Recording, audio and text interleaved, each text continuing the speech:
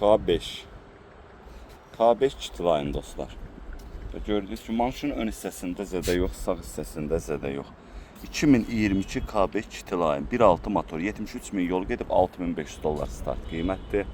Panorama damdır. Deməli, maşının zədəsinə gəldikdə arxa hissədədir. Arxa buferdir, təmirə yararlıdır. Bu hissəsi çək dartılacaq. Bagajdadır zədə. Gördüyünüz kimi. Amma stop sınmır. Stop yəni alınmayacaq. Stop sınmır. Yəni stopun bu hissəsində biraz belə bir şey var. Sol tərəfində heç bir zədə yoxdur. O belə bir salonu var. Bu bunun VIN nömrəsidir.